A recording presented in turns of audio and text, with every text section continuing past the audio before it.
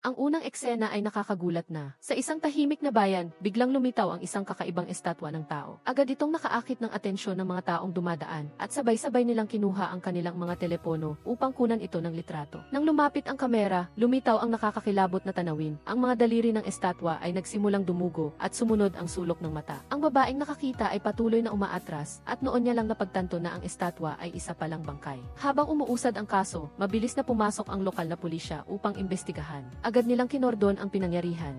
Matapos magsagawa ng serya ng pagsusuri at eksaminasyon, natuklasan na may nakaukit na letra na I at C sa bangkay, tulad ng eksklusibong pirma na iniiwan ng mga artista pagkatapos makumpleto ang kanilang obra. Gayunpaman, di nagtagal, isa pang kaso ng pagpatay ang nangyari sa bayan. Lalaki naman ang biktima sa pagkakataong ito at agad na napansin ng pulisya ang insidente. Hindi nila alam kung may kaugnayan ang dalawang kaso at hindi rin ito mukhang isang simpleng personal na paghihiganti. Kung mga kabataang babae lang ang target, maaari nilang imbestigahan ito bilang isang sexual na krimen, ngunit ngayon, hindi na ganun kasimple ang kaso. Bukod pa rito, napakasela ng mamatay tao na ginawang isang obra ang bangkay. Nagpakilabot ito sa kanila dahil malinaw na ang baliw na paraan ng mamatay tao ay lagpas sa pag-unawa ng ordinaryong tao. Perpektong pinaghiwa-hiwalay ang bangkay, ginawang mami at kahit pinahira ng resin. Nag-iwan ng mamatay tao ng mga marka ng pagputol at ang sinadyang pagdugo ng bangkay ay intensyonal ba o isang pagkakamali. Habang nasa bingit ng pagkabigo si Detective Kang Ki-hyung, nakuha ng litrato ng eksena ng krimen ang kanyang atensyon. Nakita niya na sa gitna ng mga tao, may isang lalaking may isang mata na nakatitig sa kanila. Batay sa kanyang maraming taon ng karanasan bilang isang investigador ng krimen, mabilis niyang napansin ang isang bagay na kakaiba at itinuring ang taong ito na pangunahing suspect. Gayunpaman, hindi niya alam na ang pagkakakilanlan ng suspect ay hindi simple. Ang lalaki na nagngangalang Hasun Woo ay isang ibagong uri ng tao. Simula pagkabata, taglay niya ang kakayahang gumaling kahit mahulog mula sa daang-daang metro ang taas, mabilis pa rin siyang gagaling. Ngunit ilang araw ang nakalilipas, bigla siyang inatake ng isang grupo ng mga organ harvester. Di nagtagal, para siyang isang kordero na nakahiga sa mesa, naghihintay na hiwain.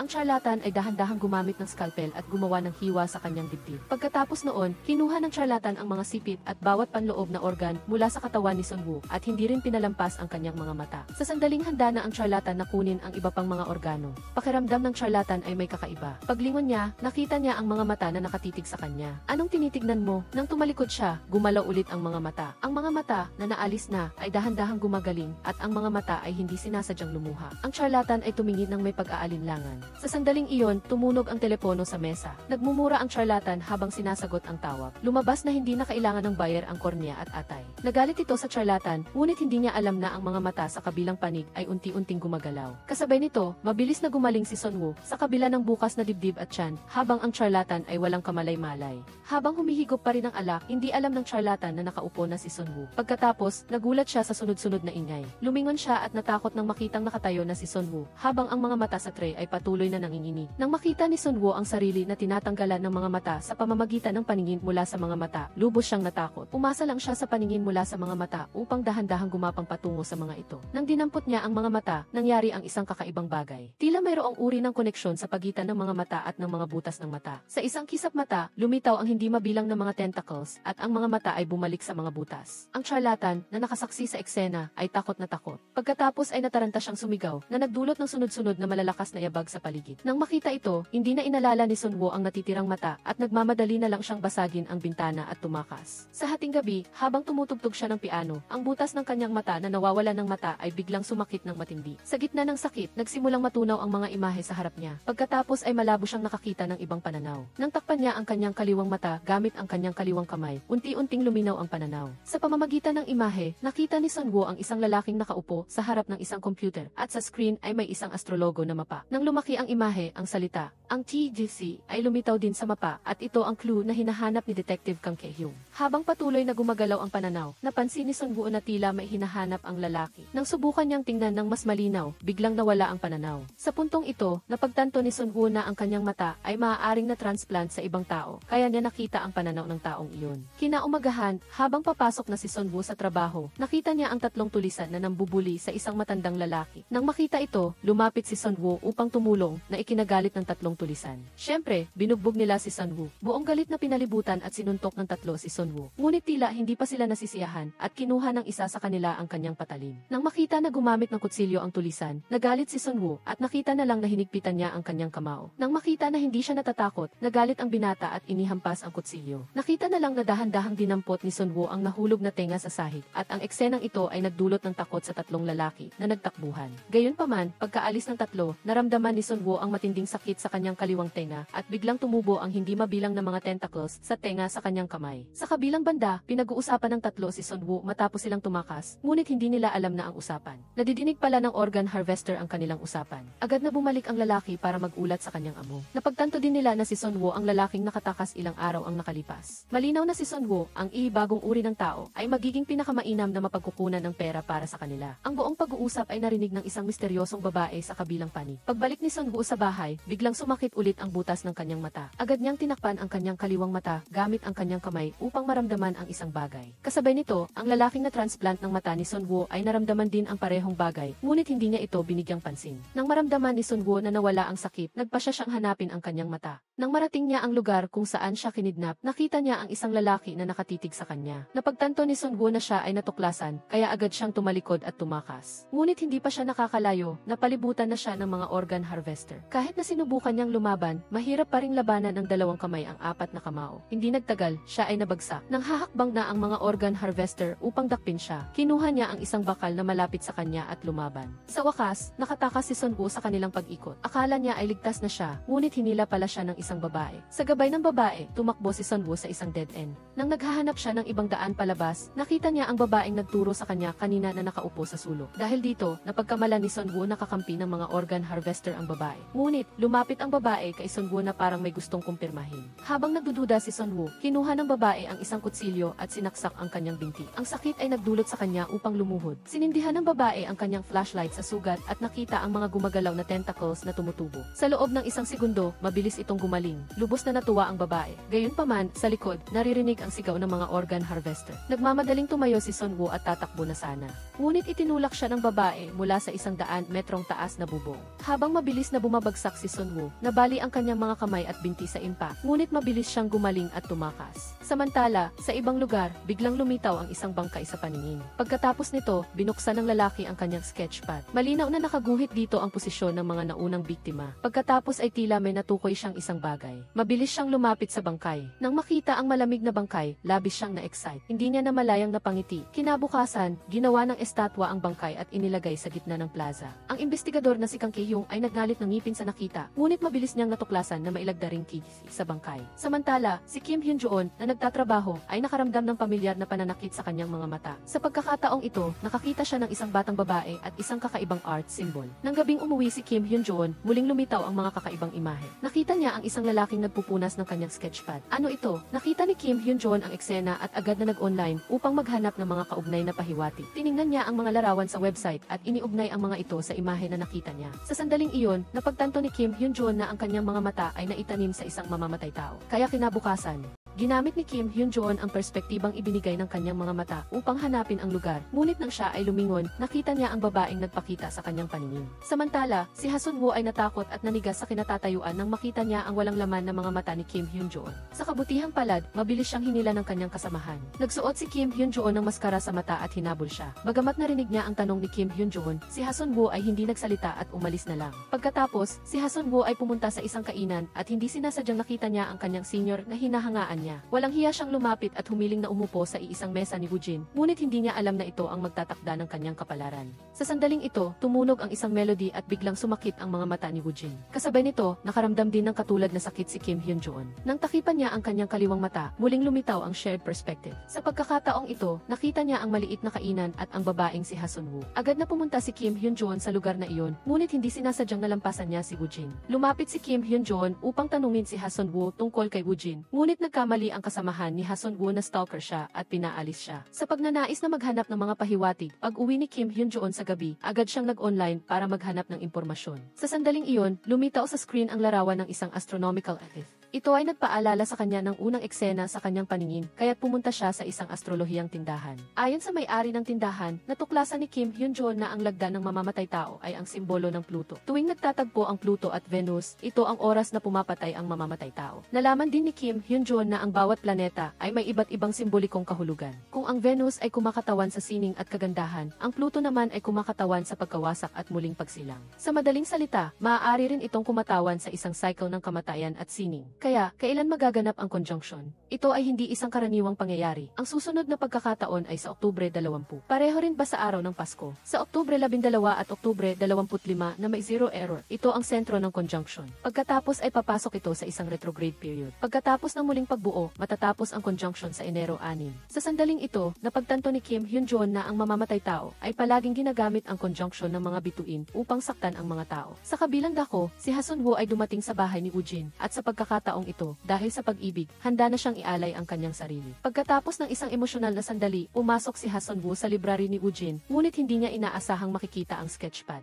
Ang mga sketches na tumambad sa kanyang mga mata ay nagdulot sa kanya ng matinding takot. Ang masasamang salita na kasama ng mga nakakatakot na drawing ay nagpatindig ng balahibo ni Ha Sun-woo. Samantala, nalaman ni Kang Ki-hyung mula sa may-ari ng tindahan na si Kim Hyun-jol ay nag-imbestiga sa bagay na ito. Agad niyang inilagay si Kim Hyun-jol sa listahan ng mga pangunahing suspect at nagsagawa ng malawakang paghahanap. Kinabukasan, sa isang lugar sa bayan, lumitaw ang isang bagong estatwa ng tao. Siya ay nakabitin sa ere, mukhang tahimik at elegante. Ito na ang ika-4 na kaso ng sculpture murder sa buwang ito. Si Ha Sun-woo, na nakita ang balita, ay takot na tinakpan ang kanyang bibig dahil ang posisyon ng bangkay ay ang parehong drawing na nakita niya. Sa notepad ni Woo-jin, ang mga pulis na dumating sa pinangyarihan ay natuklasan na ang tunay na mamamatay tao ay kumikilos batay sa mga petsa ng conjunction ng mga bituin. Batay sa kanilang mga hula, ang susunod na krimen ay magaganap sa Enero 6 at mayroon na lamang silang 1 araw upang kumilos. Samantala, ang organ hunter ay nakahalo sa karamihan at nakita si Kim Hyun-jol, kaya agad niya itong hinabol. Ang biglaang kaguluhang ito ay nakakuha rin ng pansin ni Kang Ki-hyung na mabilis ding sumunod. Gayunpaman, hindi pa nakakalayo si Kim Hyun-jol nang maabutan siya ng organ hunter. Inatake siya ng lalaki ng sunod-sunod at si Kim Hyun-jol, na gusto lamang tumakas, ay walang balak na lumaban nang harapin niya ang biglaang suntok. Ang lahat sa mata ni Kim Hyun-jol ay naging slow motion at sa isang bahagyang pag-iwas, nailagan niya ang suntok. Hindi makapaniwala si Kim Hyun-jol sa nakita niyang kanyang mga kamay. Sa hindi inaasahang pagkakataon, isang palakol ang sumalakay mula sa likod at naputol ang kanyang braso. Ang matinding sakit ay nagpasigaw kay Kim Hyun-jol, habang ang lalaki naman ay walang pakialam na pinulot ang naputol na braso. Ang sugat sa naputol na braso ay naglabas ng hindi mabilang na mga tentacles at ang lalaki na nakakita nito ay labis na nasuya. Sinabi niya kay Kim Hyun-jol na subukang ibalik ito at sa ilalim ng pagkamangha ng lalaki, gumaling ang braso ni Kim Hyun-jol tulad ng dati. Ang lalaki ay labis na nasabi. Ang resulta ay pinatulog siya ng babae gamit ang kuryente. Kinuha ng babae ang isang sundang at sinabi kay Kim Hyun-jol na kung ayaw niyang malantad ang kanyang sikreto, kailangan niyang panatilihing tahimik ang lalaki. Dahil dito, labis na natakot si Kim Hyun-jol. Habang tulala si Kim Hyun-jol, narinig niya ang ingay ng mga pulis mula sa likuran, kaya dali-dali siyang hinila ng babae sa isang ligtas na lugar. Pagkatapos, kinuha ng babae ang cellphone ni Kim Hyun-jol, nilagay ang kanyang numero at sinabing ang pangalan niya ay Lee Jae-young. Gayunpaman, ayaw ni Kim Hyun-jol na masyadong makihalubilo sa kanya dahil, sa huli, hindi sila nabibilang sa iisang mundo. Sa kabilang dako, upang patunayan ang kanyang hinala, inimbitahan ni Ha Sun-woo si Woo-jin sa rooftop ng kumpanya.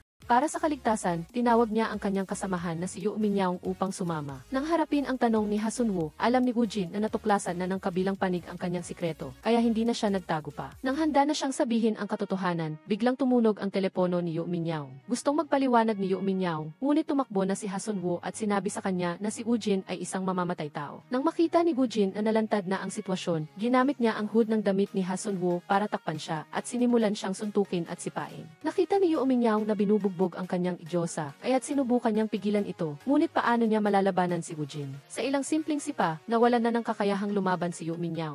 At pagkatapos ay itinulak siya ni Woo-jin sa railings ng rooftop. Nang makita niyang malapit na siyang mahulog, matindi siyang nanlaban. Sa sandaling ito, biglang tumunog ang telepono at nakaramdam si Woo-jin ng matinding sakit sa ulo. Kasabay nito, si Kim Hyun-jol na tumatakbo ay nakaramdam din ng pamilyar na pananakit. Nalaman na ang musika pala ay gawa ni Kim Hyun-jol at sa tuwing maririnig ito ni Woo-jin, magre-react ang mga mata ni Kim Hyun-jol Hyun-joon. Pinilit ni Kim Hyun-joon na tiisin ang sakit, tinakpan ang kanyang mata, at muling lumitaw ang shared perspective. Sa pamamagitan ng pananaw na iyon, natuklasan niya ang isang lalaking sinasakal. Sa sandaling ito, nagising si Ha Sun-woo, ngunit nasaksihan niya ang isang nakakakilabot na tanawin. Ang eksenang ito ay nagpatindig ng balahibo ni Kim Hyun-joon sa takot. Ngunit bago pa siya makabawi, lumapit na si Woo-jin sa harapan ni Ha Sun-woo sa rooftop at tinapakan ang kanyang kamay habang sinisikap nitong kunin ang telepono. Nagmakaawa si Ha Sun-woo na patawarin siya, ngunit paano niya mapapatawad ang isang taong nakakaalam ng kanyang sikreto. Kaya, sinaka ni Woo-jin si Ha Sun-woo at sa gitna ng kanyang mga pagmamakaawa, kasabay ng tunog ng nabaling liig, masakit na lumuhod si Kim Hyun-joon sa sahig. Sa pamamagitan ng shared perspective, natuklasan niya na patay na ang babae. Si Woo-jin, na nasa rooftop, ay nakarinig ng musikang tumutugtog mula sa telepono at tila nalaman niya rin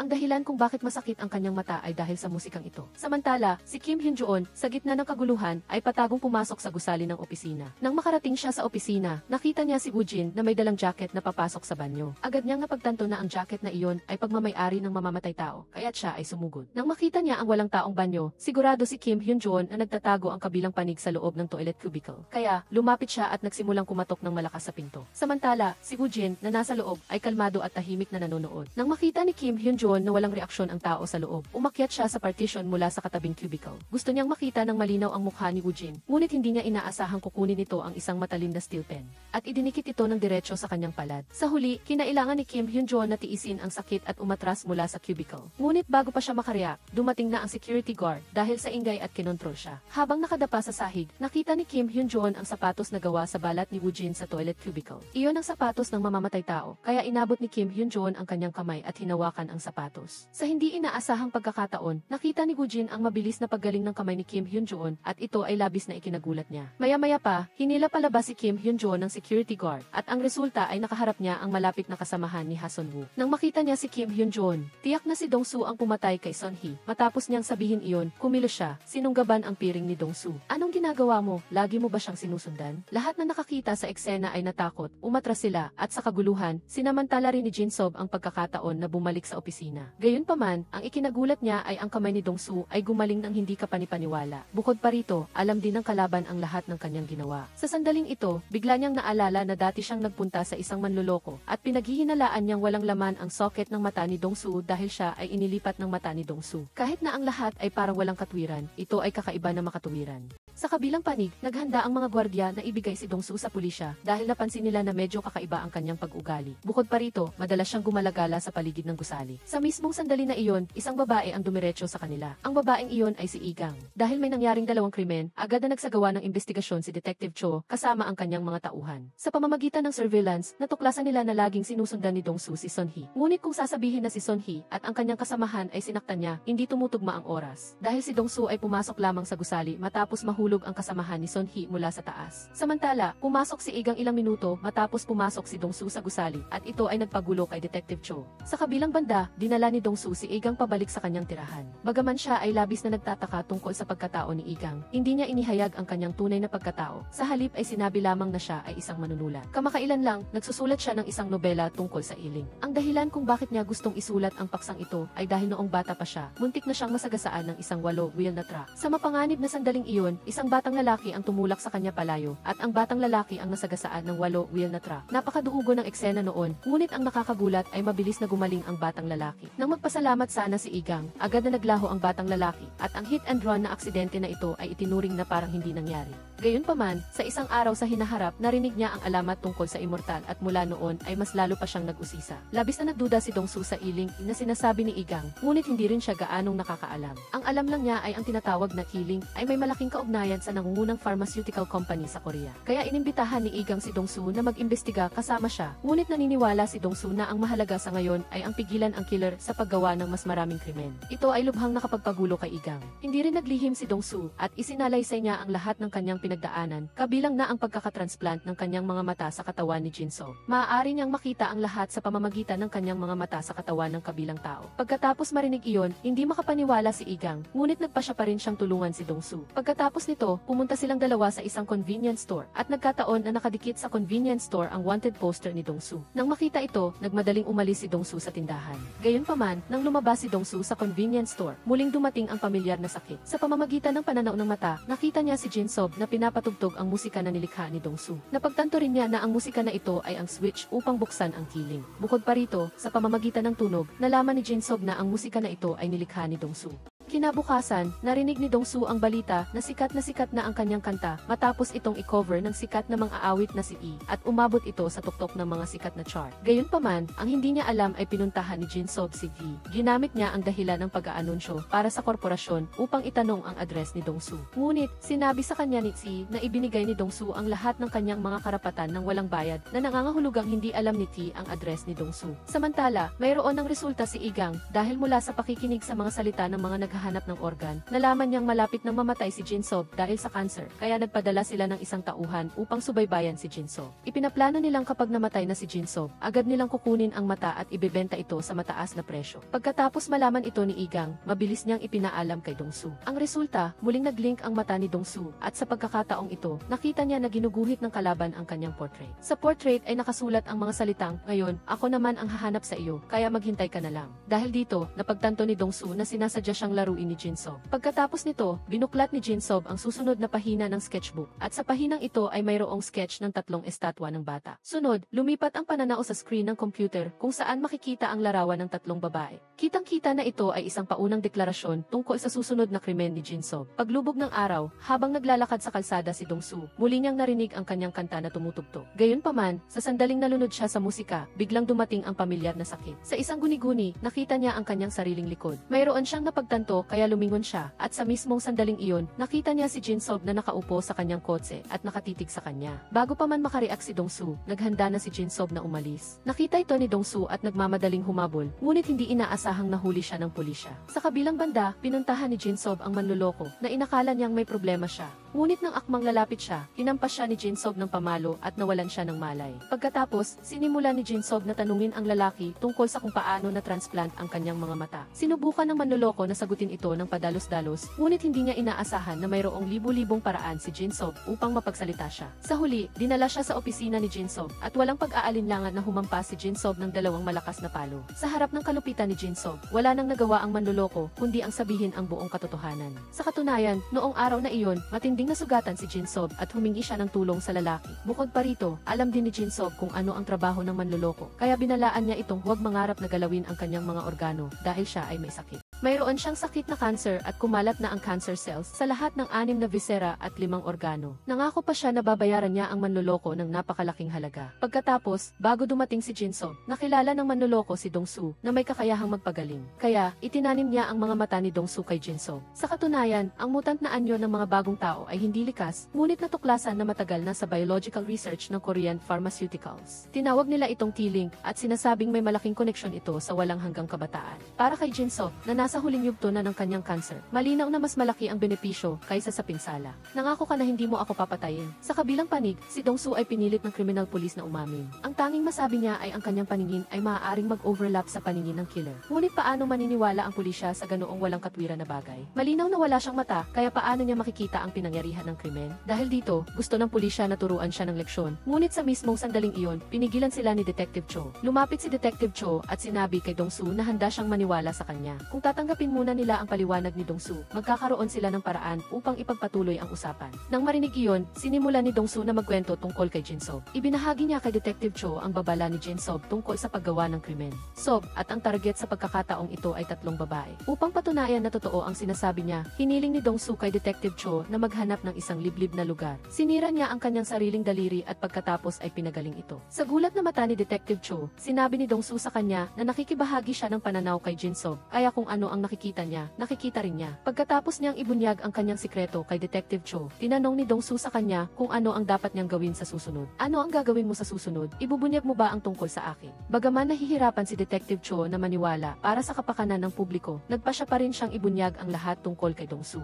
Hindi naman, ang misyon ng pulisya ay pigilan ang mga tao na masaktan at hulihin ang mga kriminal. Nagulat si Dongsu na nagbago ang isip ni Detective Cho at hindi na nag-aalala sa kanyang sakripisyo, ngunit hindi niya ito pinansin. Sa kasalukuyan, ang tanging gusto niya ay mahuli si Jin-sob at pigilan siya sa paggawa ng mas maraming krimen, kaya humingi siya ng awa kay Detective Cho. Dahil tanging siya lang ang nakakakilala sa mga mukha ng mga batang iyon. Ngunit iginiit ni Detective Cho na hulihin nila si Jin-sob. Ang mundong ito ay hindi naging mabait sa akin. Isa akong tanga na nagtiwala sa pulisya. Pagkatapos niyang sabihin iyon, tumalikod siya at tumalon mula sa likod ng mataas na gusali. Si Dong-soo, tulad ng isang uri ng lason, ay nagsimulang magpagaling. Nagpagaling siya sa harap ng nagugulat na mata ni Detective Cho. Pagkatapos, pumunta siya sa isang elementary school sa lungsod. Kumuha ng lighter, sinindihan ang isang bote ng alak at itinapon ito sa loob ng paaralan. Sunod, tinawagan niya ang pulisya. Sinabi na susunugin niya ang lahat ng elementary school sa lungsod. At kung mayroong sinumang bata na naglalakad ng mag-isa sa kalye, tiyak na hindi sila makakaligtas. Ginawa ito ni Dong-soo upang pigilan si Jin-sob. Mula sa tawag at recording, nalaman ni Detective Cho na si Dong-soo ang tumawag sa pagbabanta. Kaya, nag-utos siya na mayroong isang terorista na gumagala-gala sa lungsod at hiniling na suspindihin ang operasyon ng mga elementary school. Mabilis na ipinalabas sa balita ang pangyayaring ito. Ngunit nang panoorin ni Kang Ki-hyung ang balita, wala siyang ipinakita na anumang emosyon dahil alam niya na ito ay panlalansi ni Kim Hyun-joon upang hadlangan siya. Kaya, ginamit ni Kang Ki-hyung ang kanyang kakayahang magbahagi ng pananaw at ibinigay kay Kim Hyun-joon ang kanyang numero ng telepono. Pagkatapos ng maikling panahon, tumawag si Kim Hyun-joon at sinagot ni Kang Ki-hyung ang tawag at napakalamig na tinukso si Kim Hyun-joon. Hindi rin nagpatalo si Kim Hyun-joon at sinabi na ang isang tao ay hindi dapat masyadong mayabang dahil kung hindi, magiging malungkot ang wakas. Hindi natakot si Kang Ki-hyung sa banta ni Kim Hyun-joon at sinabi pa niya kay Kim Hyun-joon na ang kanyang plano ay pumasok na sa susunod na yugto. At kung ano ang yugtong iyon, kailangang tuklasin ni Kim Hyun-joon para sa kanyang sarili. Matapos sabihin ito, pinatay niya ang tawag. Sa kabilang dulo, si Lee Han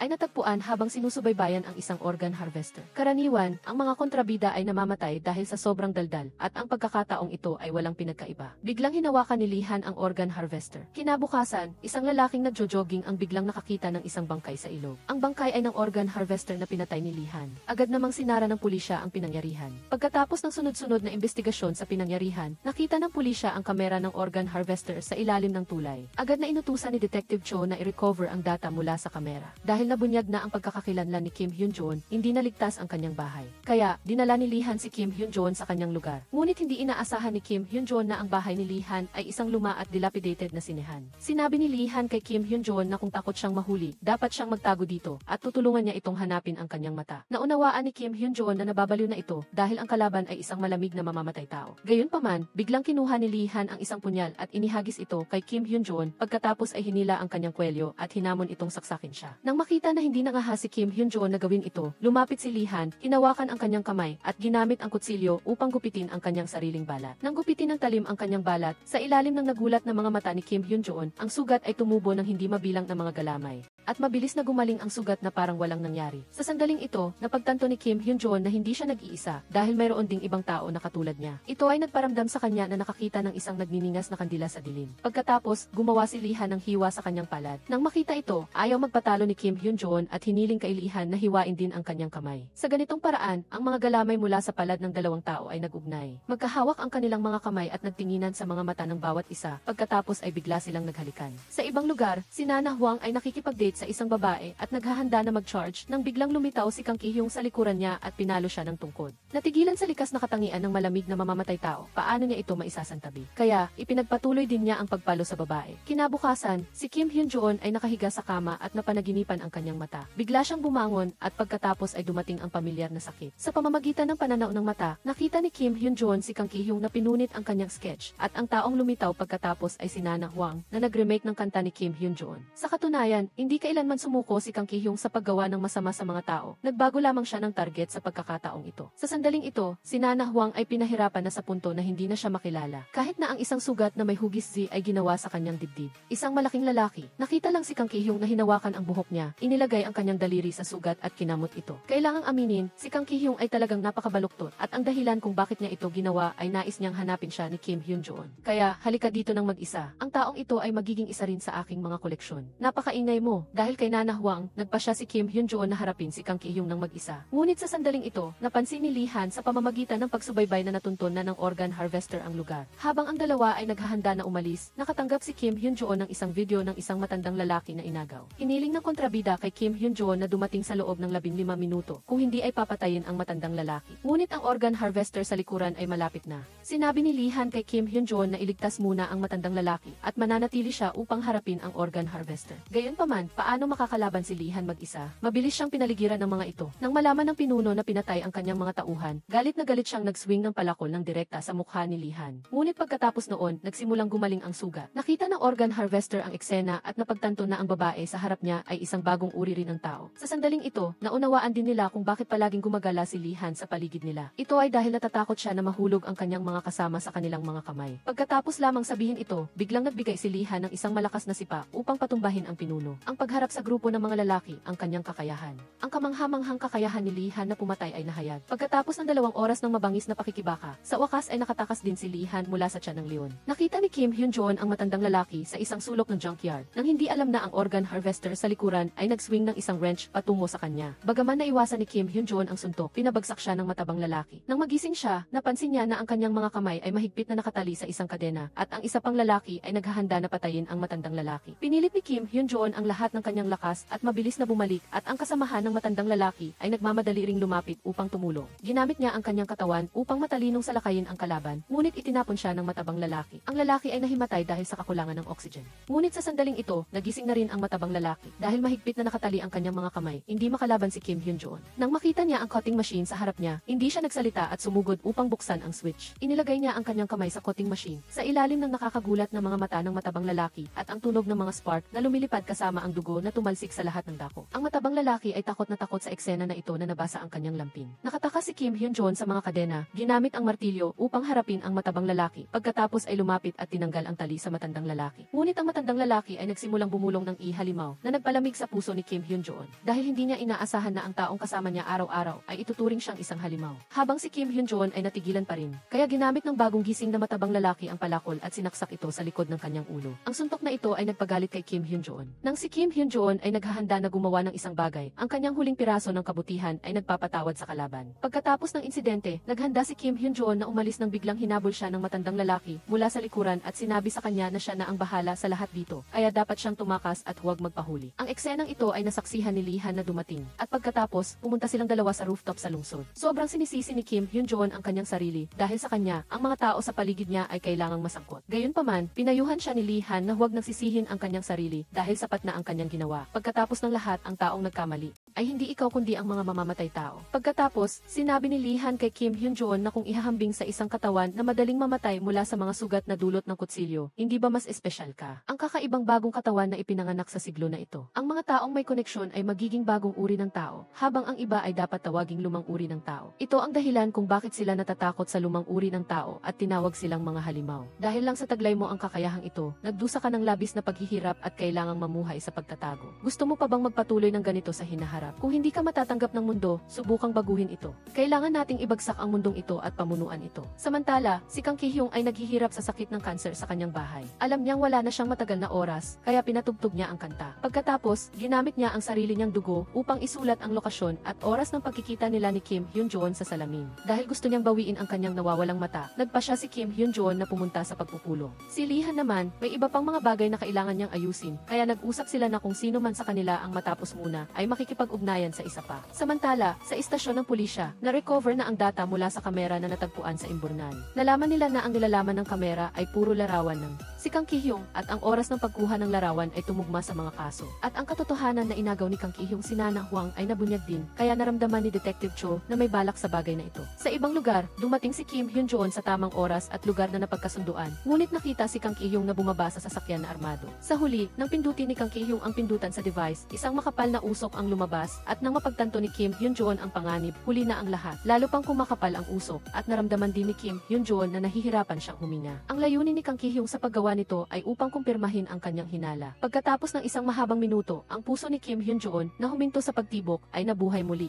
na nagpagulat kay Kang Ki-hyung. Samantala, dumating si Lihan sa amusement park at napansin na mabilis na gumagalaw ang lokasyon ni Kim Hyun-joon. Hindi niya ito masyadong pinansin dahil may iba pa siyang dapat gawin. Gayunpaman, hindi alam ni Lihan na nabunyag na ang kanyang lokasyon sa sandaling ito. Nang lumapit ang lalaki, napansin niyang nawala na si Lihan. Habang naghahanap ang lalaki sa lahat ng dako, biglang lumitaw si Lihan mula sa likuran niya. Pagkatapos, pumunta siya sa isang inabandonang gusali. Mula ngayon, sino man na maglakas loob na tumingin sa aming mga katawan ay kailangang yurakan sa ilalim ng aming mga paa. Samantala, sa ibang lugar, dinadala ni Kim Hyun-joon si Kang Ki-hyung sa kanyang opisina. Kasabay ng pagtugtog ng musika, si Kang Ki-hyung na nakatali sa kotse ay nakakonekta rin sa paningin ni Kim Hyun-joon. Gising ka na ba? Body art, hindi ko kailanman nais na bigyan sila ng isang hindi malinaw na pangalan, ngunit tila gusto ito ng lahat. Bakit mo ginagawa ito? Nakakatuwa ba ang pumatay? Sumagot si Kim Hyun-joon na lahat ng tao ay mamamatay at walang paraan upang mabuhay magpakailanman, kaya ang mga tao ay maaari lamang pumili ng ganitong uri ng kamatayan. Bago kita nakilala, maliban sa pananakit ng iba, ang lahat ay walang silbi. Ngunit nararamdaman mo rin na ang buhay ay nakakabagot, kaya kahit na nagmamay-ari ka ng isang walang kamatayang katawan,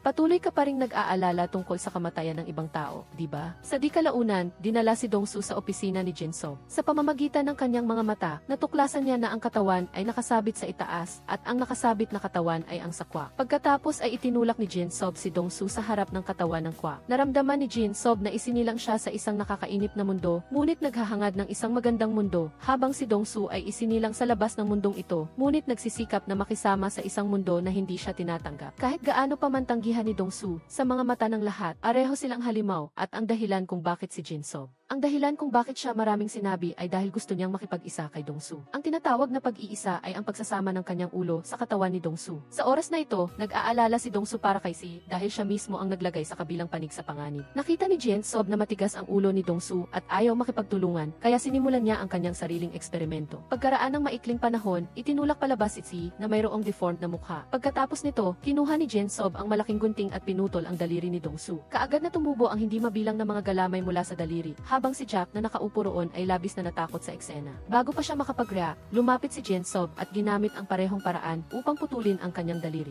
Pagkatapos, hawak ni Jin-soo ang dalawang daliri at nagsimulang magpaliwanag na karaniwan, ang mga daliri na ganito ay hindi pwedeng ibalik, pero ang kay Dong-soo ay iba. Tumubo ang galamay mula sa daliri, kumonekta sa sugat sa kamay, at bumalik ang naputol na daliri na parang walang nangyari. Ang eksenang ito ay nagpahanga kay Si at hindi siya makapagsalita. Gayunpaman, sinabi ni Jin-soo na hindi ito ang layunin ng eksperimentong ito at magsisimula pa lang ang totoong drama. Matapos siyang magsalita, inilagay niya ang daliri ni T sa sugat. Marahil ay may naramdaman ang palad, kaya pagkatapos ay kumonekta ang galamay sa naputol na daliri. Di nagtagal, naayos ni Dong-soo ang daliri ni T. Pinatunayan nito na ang sangkatauhan ay maaaring makipag-ugnayan sa katawan ng isang normal na tao. Sa sandaling ito, patuloy na nagmamakaawa si Dong-soo kay Jin-soo na patawarin si T. Sa hindi inaasahang pagkakataon, sinabi ni Jin-soo na maaari siyang magpatawad, ngunit dapat tanggapin ni Dong-soo ang alok ng pag-iisa. Kung hindi siya papayag, si T ang magiging susunod na ipapakitang obra niya. Kasabay nito, mag-isang pumunta si Ijayang sa base ng pangkat ng mga ngaso ng organo. Hindi nila inaasahan na voluntaryong magpapakulong ang babae. Ngunit sa hindi inaasahang pagkakataon, sinabi niyang may kasama siyang kamag-anak. Habang nagsasalita, itinuro niya ang kanyang kamay sa tabi. Nang magbago ang anggulo ng kamera, biglang lumitaw ang isang jidun na may taas na higit sa 3 metro. Inumpisahan ng halimaw ng lalaking ito ang pagpatay ngayong hapon. Kahit na tinamaan ng patalim si Jidun, hindi ito nagdulot ng anumang pinsala. Sumulong pa ang lalaki at niyurakan ang katawan ng mga ngaso ng organo. Pagkatapos ay pinihit ng malakas ang ulo ng lalaki at inalis ito sa katawan. Hindi rin nagpahuli si Ijayang sa kabilang panig. Habang humaharap sa mga dumarating na kalaban, mas naging kumpiyansa at maliksi siya. Napansin na gumagalaw siya sa gitna ng karamihan at di nagtagal, naubos ng dalawa ang lahat ng kalaban. Samantala, natuklasan ni Detective Cho ang lihim na base ni Jin-soo sa pamamagitan ng kanyang investigasyon. Sa kabilang panig, nagising si Dong-soo sa malamig na bodega at nakita si T na patay na dahil sa kanya. Dahil dito, labis siyang nanisi at kinamuhian si Jin-soo. Sa wakas, dinala din ni Ijayang si Jidun dito. Inutusan niya si Jidun na magpahinga sa lugar habang siya naman ay may kailangang gawin. Gayunpaman, pagpasok pa lang ni Ijayang sa loob, narinig niya ang boses ni Dong-soo na kumakatok sa pintuan sa itaas. Sa oras na ito, patuloy na binabayo ni Dong-soo ang pinto sa malamig na bodega, ngunit hindi ito gumagalaw. Sa sandaling iyon, narinig niya ang boses ni Ijayang. Sinubukan ding buksan ni Ijayang ang pintuan, ngunit hindi niya inaasahan na dadating si Jin-soo na may dalang kutsilyo at sasalakay. Kahit na naiwasan niya ang nakamamatay na atake ni Jin-soo, nasugatan pa rin ang likod ng kanyang kamay. Nang tanungin ni Jin-soo si Ijayang kung sino siya, bigla siyang napansin na mabilis na gumagaling ang sugat ng babae. Sa sandaling ito, napagtanto niya na hindi lang iisa ang bagong uri ng tao. Dahil sa kanyang kawalang hiyaan, nag-alok pa siyang magkaroon ng hybrid na anak kay Ijayang. Ngunit hindi niya inaasahan na walang awang pinagtatawanan siya ng babae. Sa galit, sumugod siya upang kontrolin si Ijayang. Ngunit hindi rin siya nagpahuli. Sumabak ang dalawa sa isang pantay na labanan. Gayunpaman, dahil babae siya, mabilis siyang napunta sa isang mahinang posisyon. Matapos ang matinding pakikipag-agawan, sinipa siya ni Jin-soo pababa. Akmang lalapit si Jin-soo para kontrolin siya. Ngunit narinig niya ang tunog ng sasakyan sa labas. Pansamantala, binitawan niya ang babae.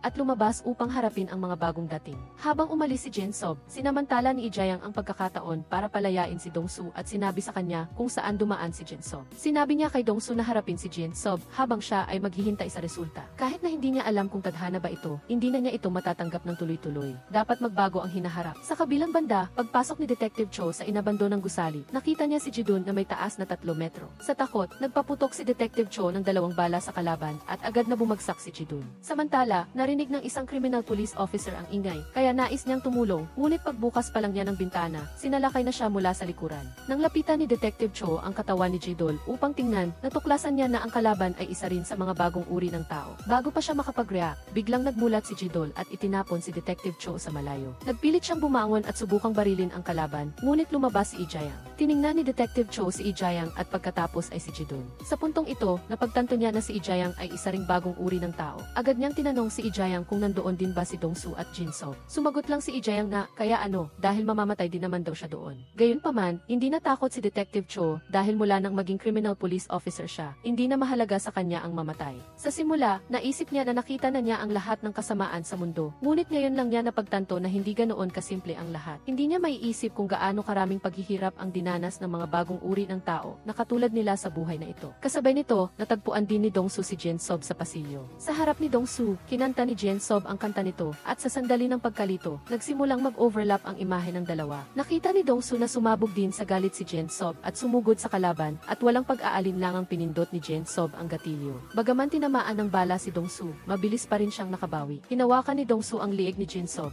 Itinaas niya ito, ngunit ang sugat sa ulo ang nagpilit sa kanyang bitawan ito. Sa huli, hindi na siya makagalaw. Nang magsimulang lumabas ang mga galamay, mabilis na gumaling ang sugat. Sa sandaling ito, naramdaman din ni Jinsob ang sakit sa kanyang mga mata. Tumayo si Dongsu at ngayon ay ganap ng gumaling ang kanyang mata na nalaglag noon. Inalis ni Dongsu ang takip ng mata at ibinalik ang kanyang mata sa akin. Dahil lang sa sinabi niya, lumabas ang mga galamay mula sa walang lamang butas ng mata at lumitaw din ang mga galamay sa butas ng mata ni Jinsob. Sa ganitong paraan, nagkonekta ang dalawang panig at sa wakas ay nabawi ni Dongsu ang kanyang mata. Nang makita si Jinsob na nakaluhod sa sakit, lumapit si Dongsu at hinawakan ang ulo nito, pagkatapos ay binitawan ang isang malakas na suntok na parang martilyo. Nang maghanda si Dongsu na tapusin si Jinsob, biglang dumating sa maling oras si Detective Cho. Dapat sabihin na ang pulis ay laging huli sa lahat. Nagmakaawa siya kay Dongsu na tumigil dahil kahit gaano pa man kasama at kasalanan ni Jinsob, kung papatayin niya si Jinsob, obligado siyang arestuhin si Dongsu at magiging mamamatay tao rin siya. Inagaw ni Detective Cho ang kutsilyo sa kamay ni Dongsu at sinabi sa kanya na umalis na. Hayaan na daw siyang bahala sa nangyayari doon. Nasa likod si Ijayang, kaya sa huli, pinatawad ni Dongsu si Jinsob. Ngunit sa tingin ko, sa sandaling ito, si